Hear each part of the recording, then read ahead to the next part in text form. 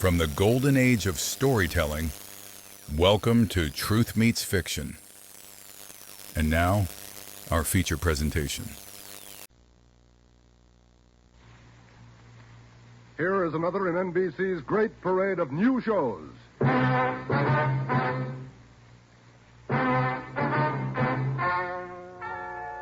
Ladies and gentlemen, the story you are about to hear is true. Only the names have been changed to protect the innocent. NBC brings you Dragnet.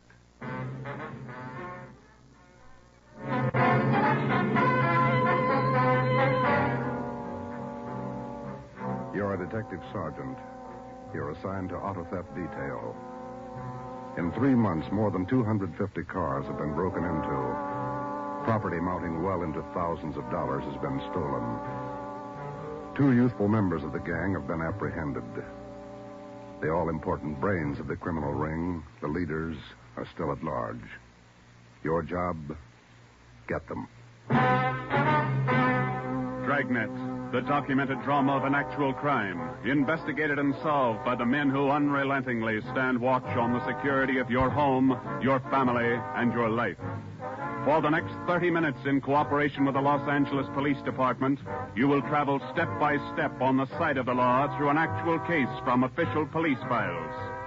From beginning to end, from crime to punishment, Dragnet is the story of your police force in action. It was Monday, March 2nd. It was cold in Los Angeles. We were working the night shift out of auto theft. My partner's Ben Romero. The boss is Ed Backstrand, chief of detectives.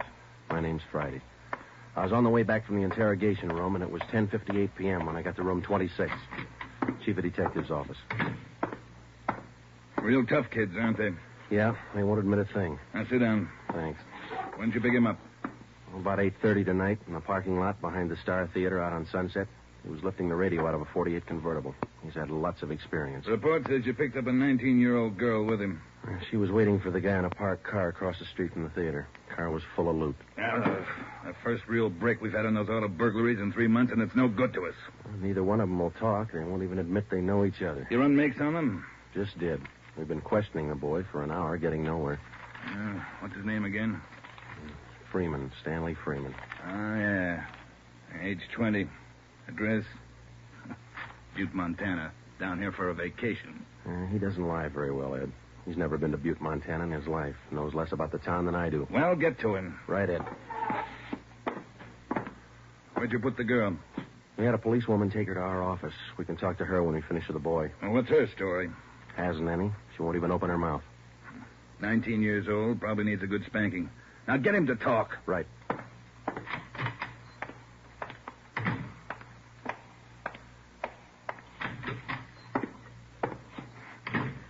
Did you run a make, Joe? Yeah, he's clean. Get wise, huh, Flatfoot? Look, you're in a bad spot, son. That kind of talk isn't going to help.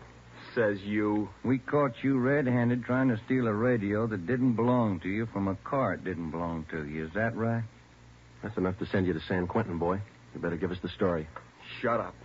We got all the evidence we need for him. Maybe you don't realize how serious this is. We've had more than 250 car burglaries in this city in the past 3 months. Over $200,000 worth of property's been stolen. That's a lot of money. So what? So you're the number one suspect, young fella. Your method of operation in breaking into that car tonight is the same used in most of the other burglaries. That means you're not going to be tried just for this job tonight. What are you getting at, Flatfoot? Listen, son. In the state of California, breaking into a locked car is a felony. You can go to state penitentiary for that. And we're going to file a complaint of burglary with the district attorney in the morning. You say you're from Butte, Montana. All right, I don't believe you, but we'll make sure. Ben, go down to our office and call the news photographers. Stanley here is going to have his picture on the front page of every newspaper in Los Angeles tomorrow. Right, Joe? No. You can't. I won't let you.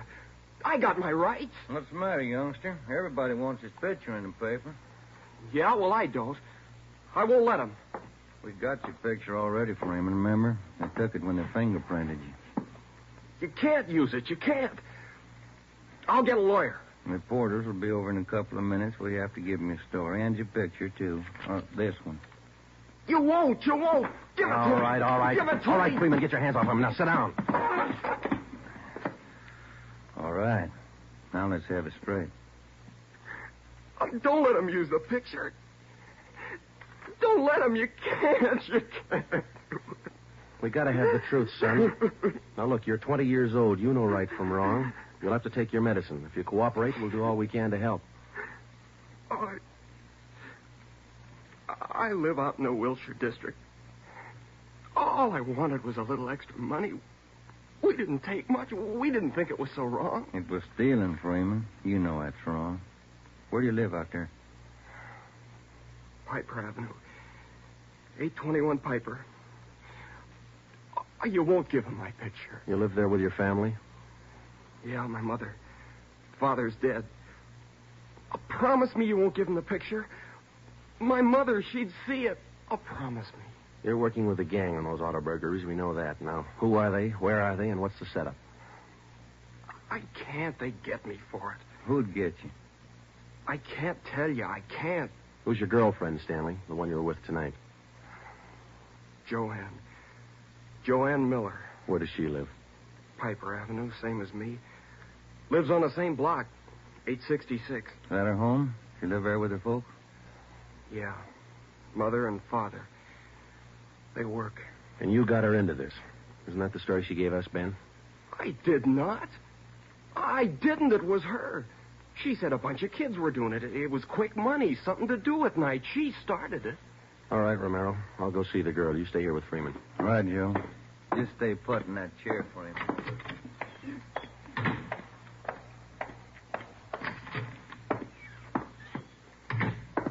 Hi, Marge. Hello, Joe. You and Romero handling this case? Yeah.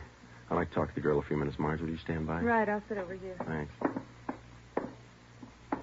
All right, miss. What's your name, age, and address? I told this lady cop 15 minutes ago I'm not saying anything. All right, then we'll tell you. Your name's Joanne Miller. You live at 866 Piper Avenue. You live with your father and mother. Both of them work. You're a liar. That's not me. You're 19 years old. You live on the same block as your boyfriend, Stanley Freeman, and you're the one who got him mixed up in this gang. Isn't that right? No, it's not right. It's not. I didn't do anything. Well, that's only half the story. Freeman told us everything. You want to hear the rest? No. Stan wouldn't tell you. He wouldn't. He told us how you got him mixed up in it. Quick money. That's what you told him, didn't you? No, it was him. I can prove it. The rest of the kids will tell you. He got me in this. Ask them, they'll tell you. It was Stanley and Fred Milford and George Jansen. They started it, all three of them. All right. Will you tell the story to a police stenographer? I'll tell him everything. He's not blaming this on me. Marge, will you go get the stenographer? Right. Now, how many persons in this gang of yours? Oh, about 10 or 12. And it's not my gang either. He got me into this, and now he's trying to lie his way out, blaming me. How long you been doing this, burglarizing cars? Me? Only about 2 weeks. It was supposed to be fun, something to do at night. The rest of them been at it a couple of months. Who's the head of the gang? I told you, it's him, Stanley, and Fred Milford and Jansen, all three. I only started going out with them 2 weeks ago, maybe less. All right, Joanne. Tell it to the stenographer the same way. Stenographer will be in a minute, Joe. Okay, Marge, thanks. Stay with her. Right, Joe.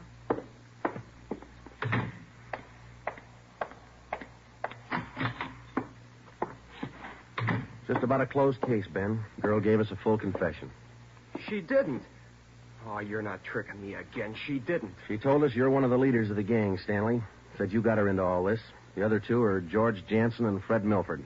About a dozen kids in the gang, all of them about your age. Isn't that right? She's lying, can't you tell? She's lying. She got me into the gang. Well, she did. She's Milford's girlfriend. Ask her. Oh, she can't lie out of that one. She got me into it. I can prove it. Who's the real leader of the gang? Milford. He started it. He organized the whole thing. He collects the stuff we get, and he delivers it. Jansen helps him do it. What do you mean he delivers the stuff? Where does he deliver it? Well, somewhere in Dogtown, I think. Down around South Main, near the railroad yards. Who's it delivered to? Well, I don't know exactly. I heard Jansen mention the name once. Myra, he said. It's supposed to be a big secret. Myra, that's all I remember. Where does Jansen and Milford live? Well, Jansen rooms down on East Flower. 1042, I think. It's a rooming house. And Milford lives 2 blocks over from me on Quincy. 234 Quincy. He lives with his grandmother. Got that, Ben? Right. All right, let's pick up Milford and Jansen. It was 10 minutes past 1 when Ben and I returned to headquarters with George Jansen and Fred Milford in our custody. In Jansen's room at 1042 East Flower Street, we found 2 fur coats, a box full of new car accessories, an S&W .38 revolver, and a .45 automatic. When we picked up Fred Milford at his home, we discovered 5 deluxe car radios hidden in the garage, plus a valuable assortment of cameras, cigarette lighters, and clothing. Both Jansen and Milford refused to talk, but when we got them to headquarters and showed them the signed statements of Stanley Freeman and the girl, Joanne Miller, they broke. Milford, where else did you and your gang operate besides the Wilshire district? No place, only out there, that's all.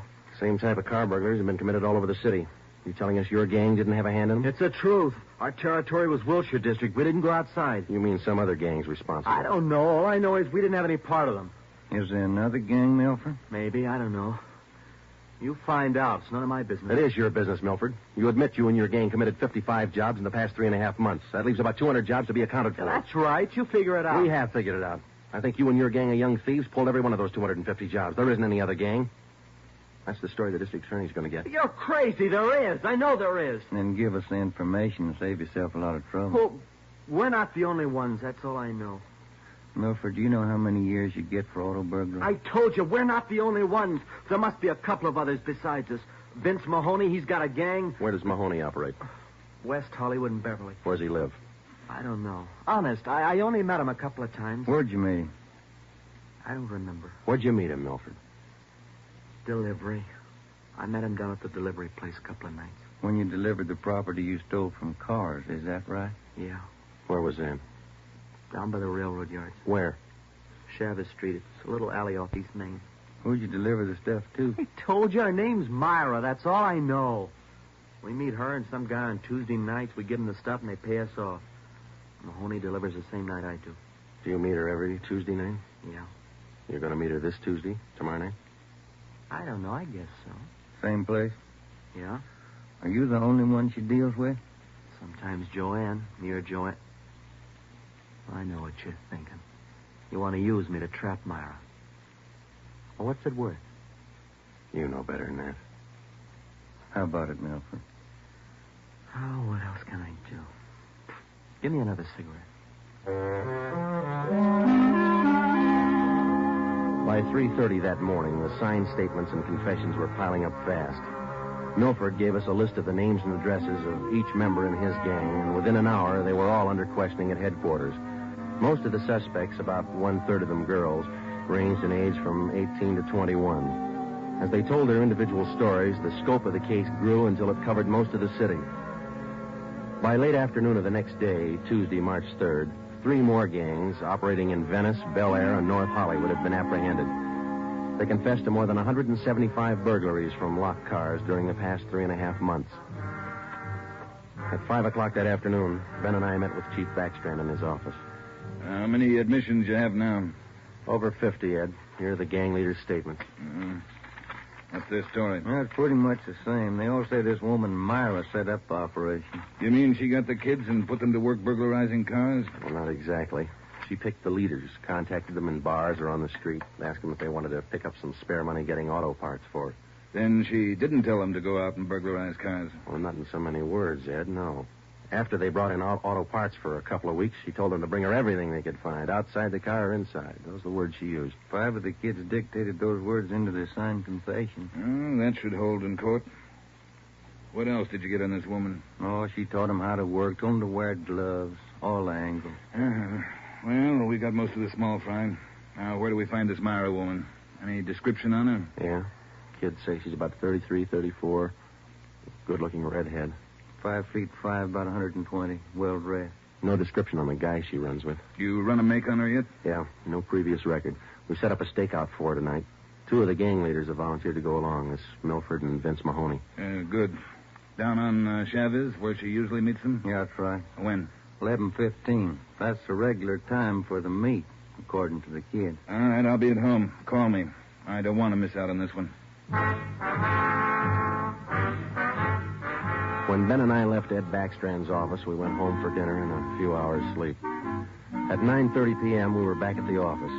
We met the men in the special detail which Backstrand had assigned for the stakeout that night. We briefed them on their duties, and then we got Fred Milford and Vince Mahoney out of their cells. To avoid any possible suspicion of the presence of a trap, we had Milford's permission to use his car in the stakeout. The car which he had said he had driven to the delivery meetings with the woman Myra at least a dozen times before. We arrived at the stakeout area, Chavez Alley in East Main, at 9:58. The meeting was scheduled for 11:15. The moon was out, but the sky was overcast, and there was a cold wind blowing from the east. Hey, what time you got, Sergeant? About 10. Why, Milford? Getting nervous? No, just wondering. How you cops gonna rig this thing? In just a couple of minutes, we're going to plant you two in Milford's car parked up there in the alley. Now, you stay there until Myra shows up. We'll do the rest. Yeah, I know, but what'll we say? Suppose she asks for some stuff. We ain't got any. You won't need any. You won't have much time for talking. Suppose she wises up. Maybe she'll pull a gun. Maybe. Does she carry one? No, never saw her with one. Don't worry, Milford. We'll make sure you're not in danger. She's got an awful temper, that redhead. Got mad at me once when I squawked at the prices she was paying us for radios. What was she paying you, Mahoney? For an 8-tube radio, good shape, $7. She got all the gravy and you got all the grief. You're not kidding. Joe? Are you? Yeah, Steve. What do you got? Well, the men are all staked out, Joe. Got the area covered from every angle. All right. You got an extra man to stay in Milford's car? I'll handle that myself. Fine, thanks. Okay. All set, Joe? Yeah. Now, Milford and Mahoney, we're going to put you two in your car now. There's going to be an officer with you, so there's no need to be nervous or afraid. You just sit in the car and act natural. When this Myra drives up, don't leave the car. Have her come to you. You got it? Sure. Okay. All right, Joe, let's go.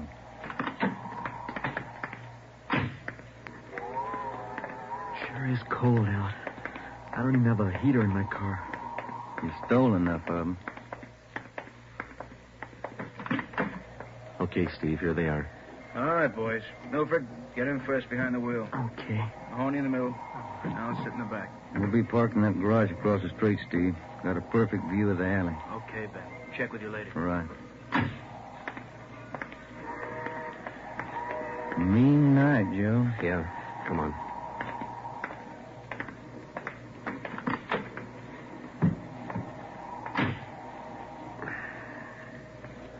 It's cold here in the garage, isn't it? Yeah. It might be a long wait. What time you got? 6 minutes past 10. Thank you.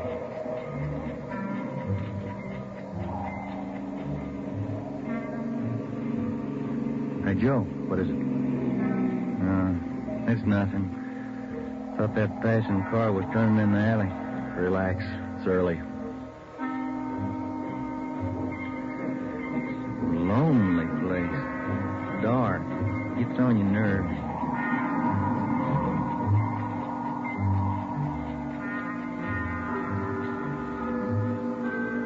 That's it, Ben. 11:30. Nothing yet. Somebody might have tipped her off. Yeah, that's what I was afraid of. Well, let's wait it out anyway. Joe, that blue coupe. Yeah, just turned in the alley. Let's go. Come on, run, Ben. Behind you. All right. Wait, young fella. Quit your fighting. What'd you get, Steve? Here he is. Just drove up in the coupe. Got out and called Milford Mahoney by their first names. He's in on it. What about the girl? No sign. Kid was the only one in the car. All right. Tell them in the stakeout's off for tonight. Have them report back in. We'll take the kid with us. Okay. All right, young fella, this way. What do you cops think you're doing? I ain't done nothing. Look, sport, we heard that from 54 different kids yesterday. We're tired of that line. Come on. When we got back to the office, we took the boy to the interrogation room and questioned him. He gave his name as Matthew Leiter, age 21. He wouldn't break until Vince Mahoney definitely identified him as a member of his car burglary gang and a special favorite of the red-headed woman they called Myra. Then Leiter copped out and told Ben and I that he had talked with Myra as late as 10 o'clock tonight. He told us that she had heard that the police had picked up some of the gang members, and she asked Leiter to drive down to the Chavez Alley meeting place. He was supposed to tell Milford and Mahoney that the weekly delivery date was off until further notice. We questioned Matthew Leiter for an hour and a half. You told us a little while ago that you talked with this woman, Myra, late tonight. Yeah. Where'd you talk to her? At her home? Her home? Don't be stupid. Nobody knows where she lives. I met her at a bar. Which bar? Julius. Down in Santa Monica. How did she contact you? Called me at home. She's not such a bad dame. She treats you right. Sure, that's why you're in jail. Did you ever call her on the phone? I don't know her number. None of the kids do. She's smart. She taught me all I know about the racket. You'll have a rough time getting her. Maybe, but we'll get her. Ben and I left the office at 2 a.m. and went home to bed. We reported in at 8 that morning to head Backstrand. The three of us went down the street to Koken's restaurant for a cup of coffee. Nobody was in a good mood. We had most or all the small fry in the citywide burglary ring, but it seemed we were still a long way from cracking the inner circle. The latter kid said that none of them knows where she lives, what her phone number is, nothing. Pass the sugar, I think we still have a few angles to study on that score. Right now, I've got some more bad news for you. What's that? You been through your mail this morning? No, not yet. We haven't had a chance. I saw the overnight reports. There were 32 car burglaries last night. 32. All the way from Wilmington to North Hollywood. Now, you figure it. I can't. This girl Myra must have an army of kids working for her. How much did they get, Ed? Any idea? Rough estimate, about $3,000. Usual stuff people are foolish enough to leave in their cars. Watches, cameras, furs, expensive clothes. M.O.'s the same? Like the others. If the car happens to have a rigid handle lock, they slip a piece of pipe over the handle for a lever and break it. If that doesn't work, they pry open the wing window. Some of the windows were smashed out. Sounds like you're in an awful hurry, Joe. Yeah, maybe this Myra wants a few big nights before she peddles the stuff and gets out. If we're going to get her, we can't waste time. Any suspects picked up last night, Skipper? None. Well, where did they hit most of the cars? Outside the Pan Pacific. A parking lot. Hockey game going on. Must have been 4,000 cars for them to pick over. They picked the best. As usual. Well, you better get on it. There's one way to handle it. What's that? She works fast. You work a little faster. We got back to the office and we went over the reports one by one. Then we called the young gang members to the interrogation room and questioned them separately and re-questioned them. We got nowhere. Many of them had met Myra on the street, in a bar, but not one of them had any idea where she lived. At least that's what they told us. Ben had a hunch that Matthew Leiter knew more than he was telling. We had him brought to the interrogation room, and all that afternoon until 10 o'clock that night, with interruptions for his meal periods, we talked with Leiter. He would admit nothing more than what he'd already told us. Yeah, it's got me beat, Joe. Yeah. Now, let's check with Ed. Good morning, Joe. Ben? Hi, Mike. Skipper in? Just went down the hall for a minute. Be right back. Hold it a minute, will you? Yeah. Chief of Detectives always handing. Yeah. For you, Joe. Oh, thanks. Hello? Yeah. He does? We'll be right over. Oh, we're Sergeant Hopkins over at the jail. Oh, yeah? Matthew Leiter's got something to tell us. Says it's important.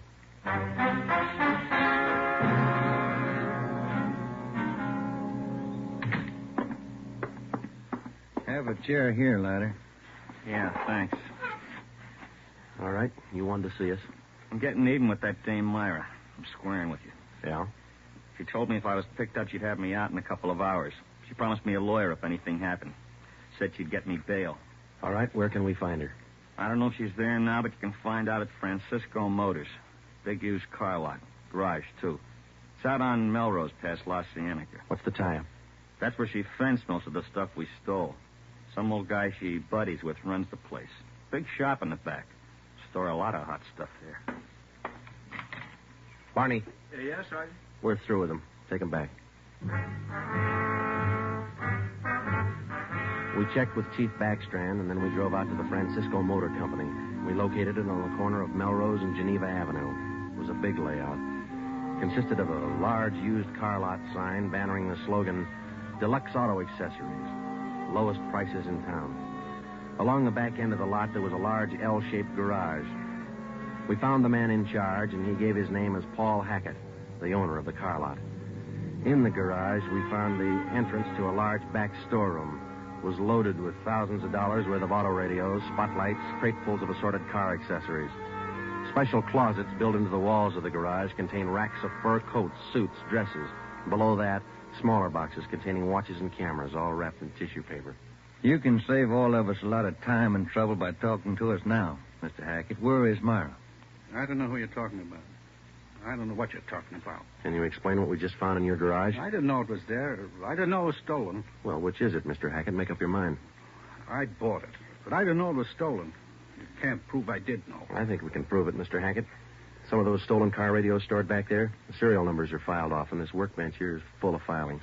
I didn't know. You'll have to do better than that. How does Myra figure in? I don't know. I don't know what you're talking about. It's all right with us, Hackett. We found the stuff and we got you. If we don't find Myra, you'll be doing time for 2 people. Stand still. You can't. You can't do this to me. I don't know anything about it. Come on, Hackett. We're taking you in.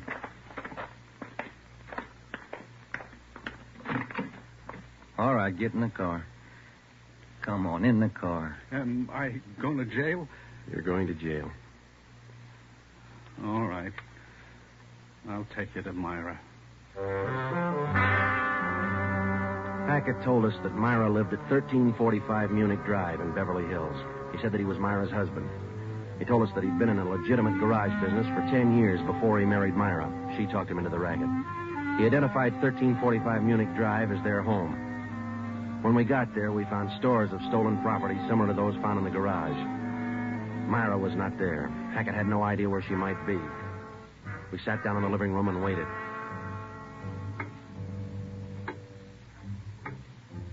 One hour, 2 hours, 3 hours. After 5 hours of waiting, the monotony started to wear on everybody's nerves, especially Hackett's. And the whole thing, it was her idea. I should have known, all hers. She did this to me. I won't take it alone. Where is she? You tell us, Hackett. Told you, I don't know. She couldn't have gone. She didn't know. I'm not going to take this alone. Quiet down. That you, Paul? Thought I heard you talking to some. Who's he? The police, Myra. The police. Your smart kids told them the whole story. What are you talking about, my smart kids? What are these cops doing here in the that's enough. Oh, get your dirty hands off me. Get away. Kids are right, Joe. She got a Who temper. do you think you're... There, that ought to hold you for a while. All right, come on, you two. Let's go. All right, copper. You win. Stupid husbands. How many times did I tell you? Don't trust those kids. Don't store their stuff in the garage. Don't open it for anybody. Get a lawyer. No, you knew better. Dumb jerk. The idea of having those cops camping in the living room waiting for me. Why didn't you warn me? I'm going to divorce you. That's what I'm going to do. I'll stick you for plenty. Jerk. All right, inside you two.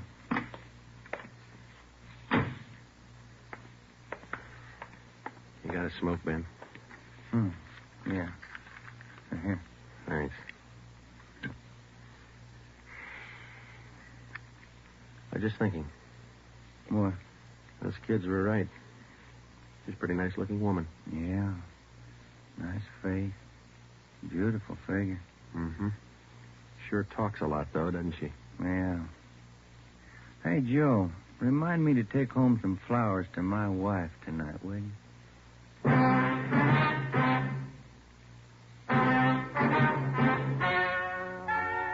The story you have just heard is true. Only the names were changed to protect the innocent. Paul and Myra Hackett were tried and convicted on 7 separate counts of receiving stolen property. They are now serving out their sentences in the state penitentiary. Realizing that most of the young persons involved in the case were influenced by the strong personality of Paul and Myra Hackett, a separate investigation was made into the backgrounds and home life of the young offenders. In most cases, they were found to be basically good, and they were placed on probation and returned to their homes.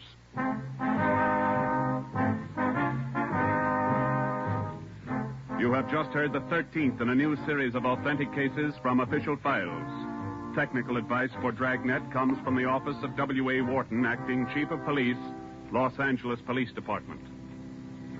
Tonight's program is dedicated to Detective Harry William Vosper of the Seattle, Washington Police Department, who on the night of July 21st, 1949, gave his life so that yours might be more secure.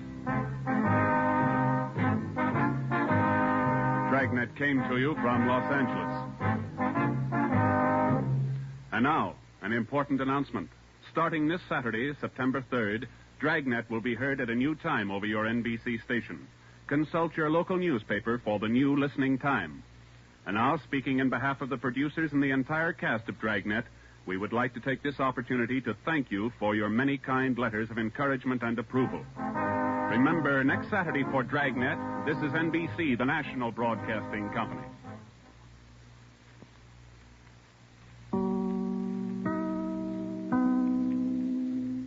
You've been listening to Truth Meets Fiction. Until next time, keep a light in the window and a story in your heart. Good night.